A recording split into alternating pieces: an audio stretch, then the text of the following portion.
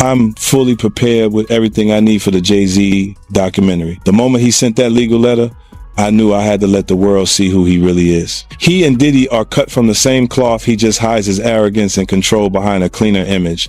Our feud has lasted 20 years, and I know better than anyone what he's done in the shadows. I even suspect that so-called funeral bouquet wasn't Diddy's idea at all, but Jay-Z acting on his behalf.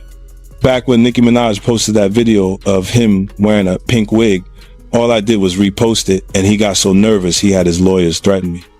In 2015, Nicki worked her ass off helping him build his platform, and he allegedly pocketed her $7.9 million in royalties.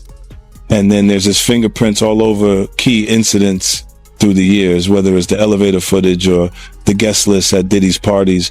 He was involved, clearly, but somehow he always walks away untouched. That's what he's best at, pulling strings behind the scenes while pretending to be spotless in public. And now that a corner of the darkness has been ripped open, I'm not stopping. Everything my team and I are doing isn't about attacking anyone. It's about making sure the truth can't be buried by him ever again. He ain't answering the phone? He ain't answering the motherfucking phone. Yeah, it's like this, like we had a black billionaire's lunch. Black excellence, they're sitting there like, yeah. It's a billionaire brunch. Oh, like, I hate you, man. And we here together, and we're gonna keep staying together. We getting tighter. Unaware of anything going on here. This is the one time I'm gonna be with you this year. Yo, I feel like I'm normal again. Get me out of here. But because 50 Cent just let the internet do what it does best, connect dots that were never meant to be connected out loud. One documentary, one carefully worded moment. And suddenly the same two names are trending together again. Diddy and Jay-Z. Now let's be clear before the lawyers warm up. This isn't a conviction. It's a shockwave. The kind that hits when implication, timing, and silence collide at full speed. Fans didn't gasp because of what was proven. They gasped because of what was suggested. And suggestion, in celebrity culture, is more dangerous than a microphone left on .50 cent didn't yell. He didn't rant, he didn't troll. He did something. Far more unsettling, he spoke just enough. And when someone known for a chaos decides to play chess instead of checkers, people lean in like they heard a secret slip out by accident. Screenshots flew. Clips looped. Think pieces appeared before the popcorn finished popping. And the internet asked the same question in 1,000 different fonts. Why now? Because when a documentary shakes the room without naming verdicts, the room rearranges itself. Anyway, stay right here, because this story isn't about truth versus lies. It's about power, perception, and what happens when legends get discussed instead of defended. This didn't hit like a headline. It hit like a rumor you weren't supposed to hear but somehow did anyway. 1 minute the internet was busy arguing about yesterday's drama, and the next minute a documentary conversation quietly slid onto timelines with 50 Cent standing just close enough to make everyone nervous. No shouting. No finger pointing. Just a look, a pause, and that unmistakable feeling that something had shifted. Because when 50 Cent reveals what he knows, it's never about dumping facts on the table. It's about positioning. He understands something most people online don't. You don't need to say everything to say enough. And the moment his name became attached to a documentary that mentioned Diddy and Jay-Z in the same breath, fans didn't ask for proof. They asked why now. Timing did the talking. The documentary itself didn't arrive swinging accusations like a wrecking ball. It arrived asking questions, framing moments, lining up narratives in a way that felt intentional, without ever feeling definitive.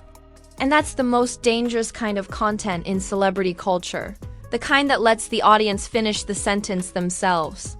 Almost immediately, timelines split. One side leaned back, arms crossed, saying this was long overdue conversation about power in hip-hop's highest rooms. The other side stiffened, warning that documentaries can guide perception without proving a single thing. Both sides shared the same clips. Both sides swore they saw something different. And both sides fueled the same machine, engagement. The names Diddy and Jay-Z didn't just trend, they hovered. Not in bold, not with accusations, but with implication. And implication is the internet's favorite language because it can't be sued and it can't be disproven. It just sits there, making people uncomfortable. What made this moment explode wasn't the content alone. It was 50's posture.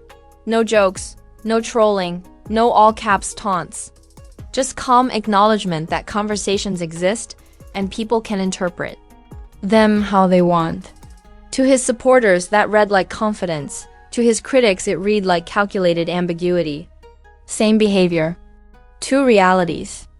Both loud. Within hours, old interviews resurfaced. Not because they confirmed anything, but because they fit. Half-remembered quotes got stitched next to new commentary like a true crime trailer. Body language from years ago was reanalyzed as, if time didn't exist, pauses were treated like paragraphs. Vibes became evidence. That's how modern scandals get built. Not on facts, but on familiarity. And familiarity is powerful. Fans weren't asking, what did the documentary prove? They were asking, what does this mean? And meaning spreads faster than truth ever could. Screenshots flew. Clips looped. Think pieces popped up before anyone finished watching the full thing. The narrative started outrunning the source material in real time. Memes followed quickly, and not the sloppy kind. These were sharp, surgical jokes that didn't accuse anything. Directly while implying everything. A raised eyebrow. A caption that reads like a question mark with teeth. Humor became the delivery system for doubt because jokes travel faster than disclaimers. People shared memes without feeling responsible for what they suggested, and suggestion did the rest. Celebrity adjacent. Reactions slid in next. Carefully vague, perfectly timed. Nobody named names, but everyone knew who the posts were about. Documentaries aren't neutral. Power doesn't like being questioned. Truth is layered. Screenshots spread. Arrows appeared. Captions sharpened. The internet treated every ambiguous sentence like a coded message begging to be cracked. And then there was the silence. Silence from the names at the center didn't confirm anything. But online, silence is gasoline. People read pauses like Morse code. Every hour without a statement became an empty page the crowd filled themselves. Some called it strategy. Others called it telling. Either way, the vacuum stayed wide open. What made this phase especially volatile was the certainty without consensus. People spoke like they knew something while disagreeing completely about what that something was. That contradiction didn't slow the machine, it powered it. Outrage doesn't need agreement. It needs participation. Critics warned about defamation by implication, arguing that framing without proof is character damage by montage.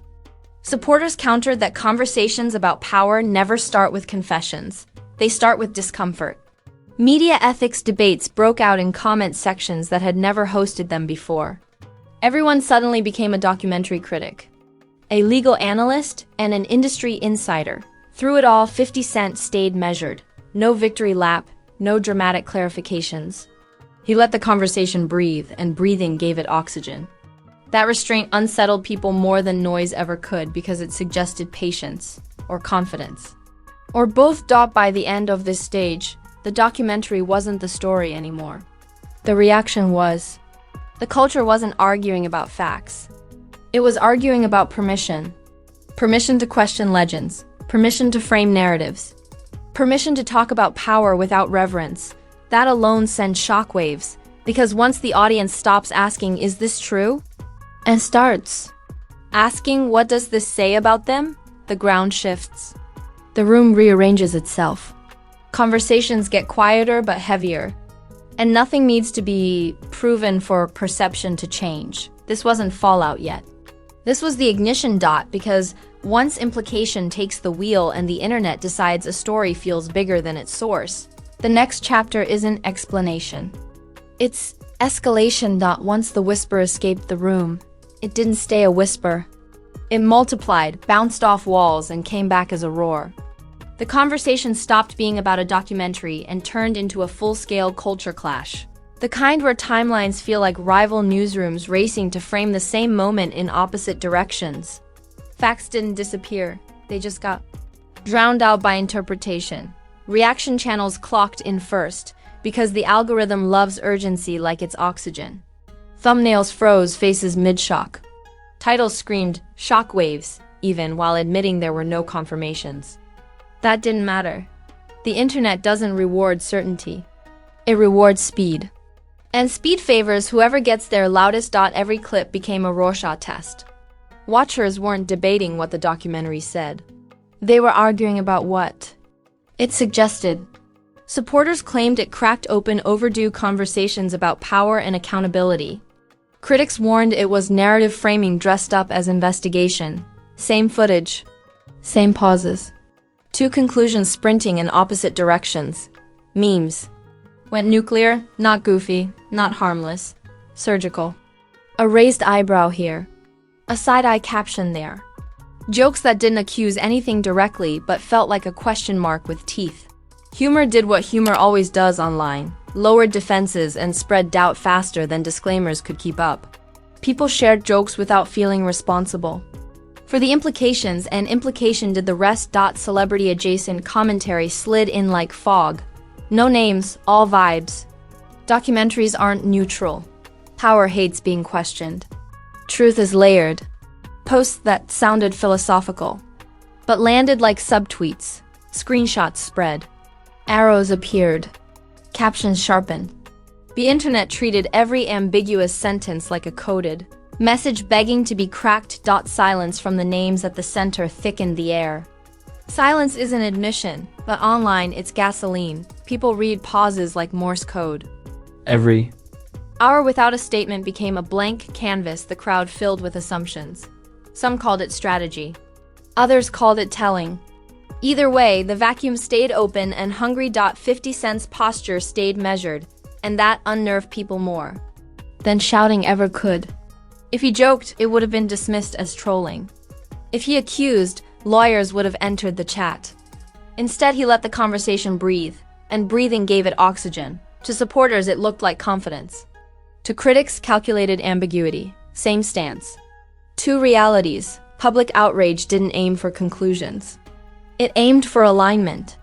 Which side are you on? Scrutiny or caution? Accountability or restraint? The middle ground vanished. Ask for proof and you're accused of protecting power. Question framing and you're accused of silencing conversations. Laugh at memes and you're accused of minimizing seriousness. Every reaction came with a label. Pop culture comparisons went wild. Wild. People said it felt like a prestige drama trailer that hints at everything but confirms nothing. Others compared it to a slow-motion chess match where every pause gets interpreted as strategy. The jokes landed because they captured the absurdity. A documentary conversation morphing into a referendum on legends. Old interviews resurfaced not because they proved anything, but because they fit. Context got bent to serve narratives. Half-remembered quotes were stitched next to new commentary like a true crime montage. Viewers argued about body language, tone, pauses, as if charisma itself were evidence. The internet became a court, where vibes were admissible. What made this phase volatile wasn't anger. It was certainty without consensus. People spoke like they knew something while disagreeing completely about what that something was. That contradiction didn't slow the machine. It powered it. Outrage doesn't need agreement. It needs engagement. Media ethics. Debates broke out in comment sections that had never hosted them before. Documentaries aren't neutral became a mantra, repeated by people who couldn't agree on what neutrality even meant. Critics warned about defamation by implication. Supporters countered that implication is often how conversations about power begin. The argument wasn't really about film. It was about who gets to tell stories about whom. And still, no official clarifications. Anything said would have been overinterpreted. Anything unsaid was already being overread. The narrative had outgrown its sources. The documentary became a mirror reflecting whatever viewers already believed about fame, influence, and accountability. By the end of this phase, the story wasn't about exposure anymore. It was about endurance. How long does a conversation last? When it's fueled by implication, how does it resurface? Who benefits when clarity never arrives? Those questions mattered more than any single claim because they shaped how future stories would land.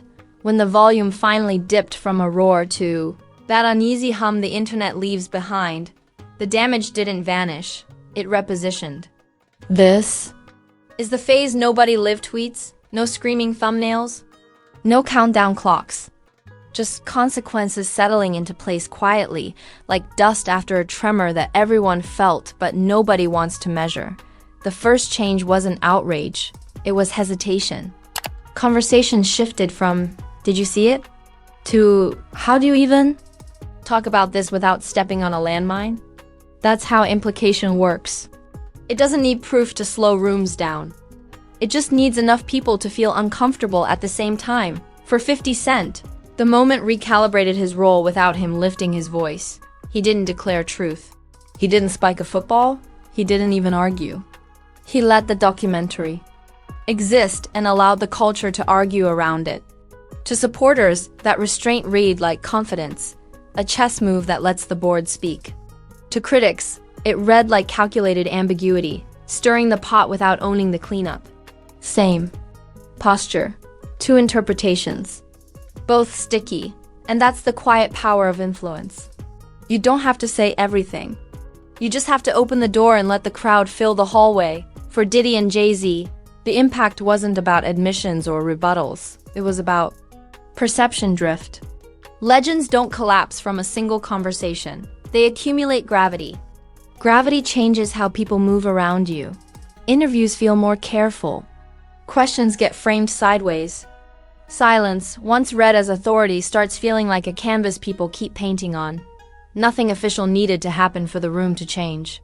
It already had. Brands and collaborators adjusted subtly, not cancellations, recalculations. Timing. Got reconsidered. Messaging tightened. Not because of evidence, but because of risk optics. When a narrative becomes volatile, even neutral parties take a step back. It's not guilt by association. It's caution by proximity. The audience evolved. 2. The popcorn crowd thinned. The debate crowd dug in. Some viewers got bored and declared the whole thing another internet spiral.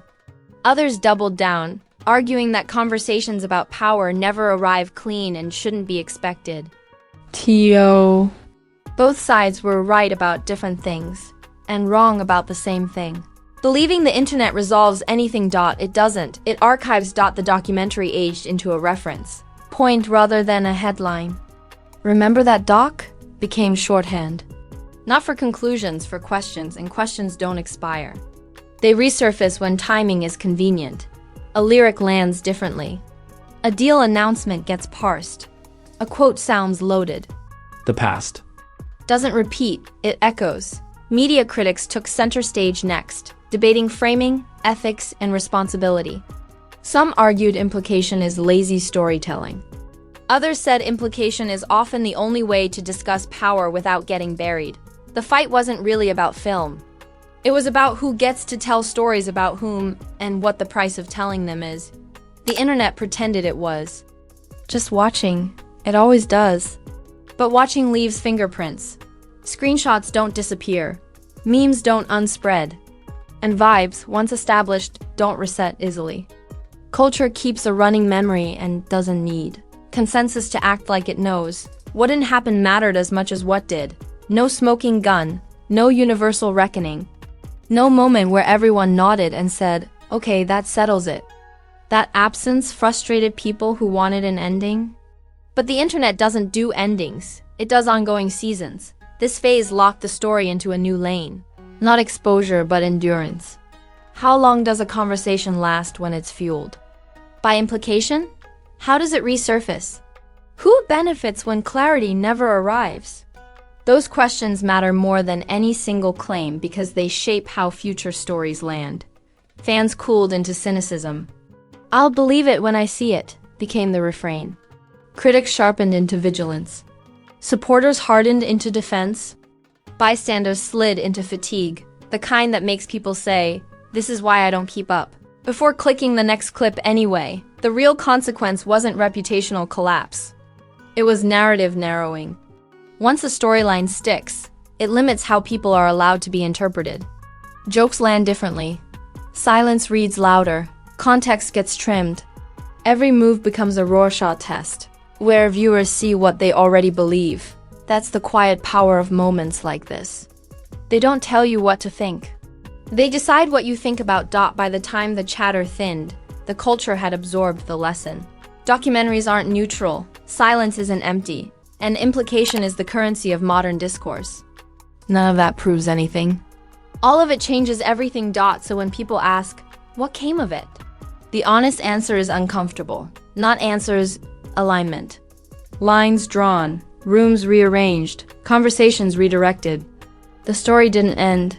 It recalibrated, because in a world where attention is leverage and perception is power, you don't need a verdict to leave a mark.